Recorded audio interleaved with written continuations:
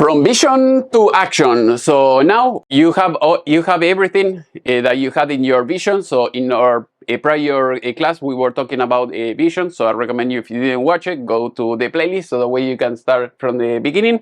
So in this case, once you have your vision, everything is in paper. So now we have to start creating our timeline. So the first day we're going to do this. The second day we're going to do that. The third day we're going to do something else. So that way you know all the steps that you're going to need in order to start your business.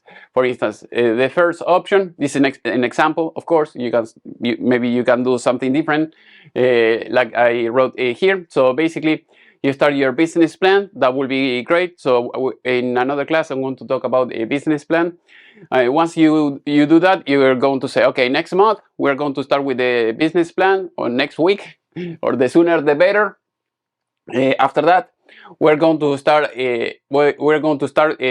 collecting the funds. So it could be maybe your savings, it could be your mother's savings, or someone else's savings. I'm going to talk about that in another video. So if you want to use someone else's savings, we can do that as well. So that way is when you start, searching for angel investors, and they are going, to give you the cash that you need in order to start. So that way, if you want to start, let's say, a computer business, and then you can buy, all the computers, you can pay the attorney, you can pay the accountant and everyone that is involved. So that way, you can start with the right foot.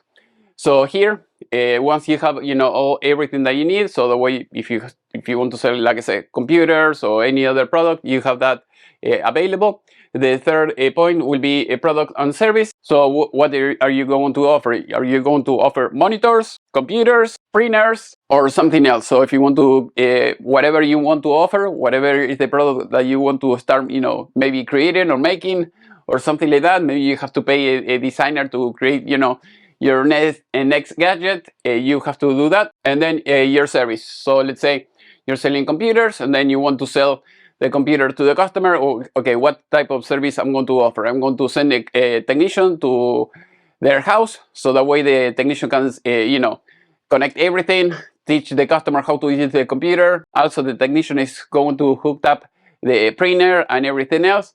So what type of service? So whatever works for you, you have to see.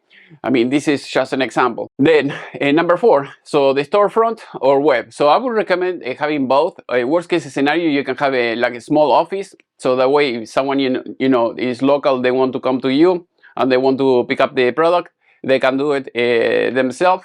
Otherwise, you can work like eBay or Amazon or some other place like that, or you can have your own website. I would recommend to have your own website, so that way you don't have to pay anybody's fee. Otherwise, if you sell through a third party, you have to pay them maybe 10% for each sale that you create. But if you have both, like I said before, it will be better. Otherwise, maybe if you don't want to talk with anybody, everything will be, on the online. That is one way to do it. And then you have to have your sales team, because you have, let's say, if you have a product that you're selling online. I mean, even if you don't want to talk with anybody, you don't want to have a phone line or anything like that, or landline, people will contact you some way. I mean, maybe through email, maybe through a chat or something. So you have to have all those people that are ready to pick up the phone or open up the email and reply their messages and everything. Now we have a point number 5.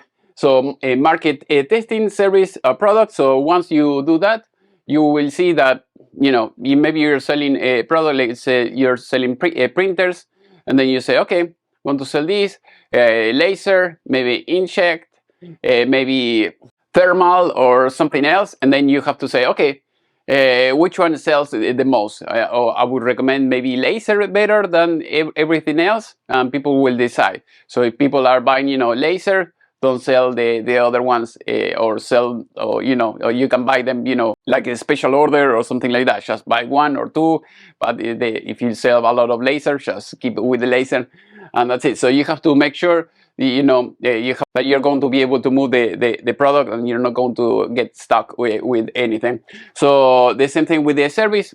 You have to see, maybe you have a lot of people, buying the computer in another store, but they because the other store doesn't offer, to send a technician to their house. They're calling you, to do that. That will be another option. So you have to see what works best, and then according to that, you adjust your marketing to offer, whatever people want, and then you're going to succeed. And then 6. So marketing, always selling, selling, selling. So when you're driving, you have to have, your magnet in your car, so that way, people will see your sign everywhere. Business card, stickers, everything. So because remember, once the people buy from you, and they don't hear from you maybe in a year or 2 years, they may forget about you, and they will have to call another, and they will have to call another guy. So in order to avoid that, just make sure that you contact them at least once a year, and just tell them, hey, happy birthday, or something like that, so that way so that way you keep in touch. And if they have maybe any friend or something like that, they can recommend you, and that way you can keep it in business. So marketing is very important. You can do marketing online as well, Google AdSense. You can do Google AdWords if you want to advertise, when people types how service, computer service near me, okay, and then you will show up in the first page of Google. So that will be one option. Facebook, social media, whatever works for you. So basically, you have to have some type of way to reach people, and that way you can turn those new reach that you're doing into sales. Now we are going to end this class here. If you have any question, as usual, leave me a comment in the section below. And now we are going to continue with business plan.